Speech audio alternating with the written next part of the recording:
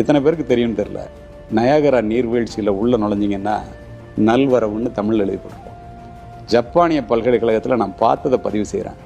யாதும் ஊரே யாவரும் கேளிருங்கிற கணியன் பூங்குன்றனார் 2500 ஆண்டுகளுக்கு முன்னாடி சொன்னதை ஜப்பானிய மொழியிலையும் தமிழ் மொழியிலையும் எழுதி போட்டிருக்கான். கிறிஸ்தவர்களினுடைய புனித தலமான ஜெருசலேம் ஒலிவமலையில் கிறிஸ்துவனுடைய 10 கட்டளைகளை உலகத்தில் உள்ள மொழிகளில் 23 மொழிகளை தேர்வு செய்து அதை எழுதணும்னு கல்லில் செதுக்கிறான். முதல் மொழி நம்முடைய தாய் தமிழ் மொழி.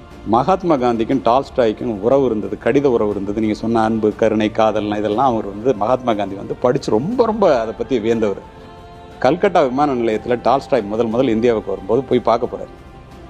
அவர் தெளிவாக அழைச்சோன்னே, நீங்கள் எழுதுகிற கதைகள் என்னை ரொம்ப பாதிக்குது, அஹிம்சையை உங்கள்கிட்ட தான் கற்றுக்கிட்டேன், இதெல்லாம் எங்கேருந்து எடுக்கிறீங்கன்னு கேட்குறாரு.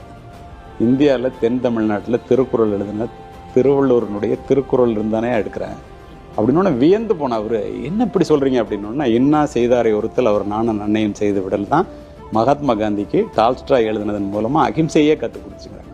இதெல்லாம் விட ஒன்று சொல்லி முடிக்கிறேன். மார்ட்டின் சைபர் ஸ்மித்னு சொல்லி ஒரு மிகப்பெரிய மனிதர். அவர் இந்த தமிழ் மொழியில் ஆய்வு பண்ணுறாரு. உலக மொழிகள் எல்லாத்தையும் ஆய்வு பண்ணிட்டு தமிழ் மொழிக்கு வர்றாரு. உலக மொழிகளில் 400 மொழிகளை தேர்ந்தெடுத்து a guide to 20th century world லிட்ரேச்சர்னு ஒரு புத்தகம் எழுதியிருக்காரு. 400 மொழிகளை தேர்ந்தெடுத்து ஒவ்வொரு மொழிக்கும் ஒவ்வொரு பேரா 4 லைன் எழுதுறாரு.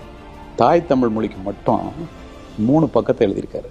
யாயும் யாயும் யாராகியரோ எந்தையும் நுந்தையும் எம்முறை கேளிர் யானும் நீயும் எவ்வளி அரிதும் செம்புல பேர் நீர் போல அன்புடை நெஞ்சம் தாம் கலந்தனவேன்னு குறுந்தொகை பாட்டு அதில் எழுதுறாரு. யார்? ஆங்கிலேயர்.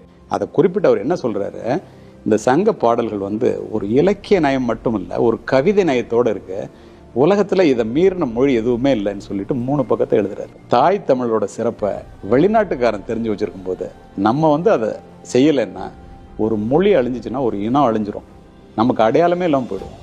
இதை இந்த இளைய சமுதாயம் என்ன வேணாலும் படிக்கட்டும், எல்லா மொழிகளையும் நேசிப்போம், தாய் தமிழை மட்டும் சுவாசிப்போம்.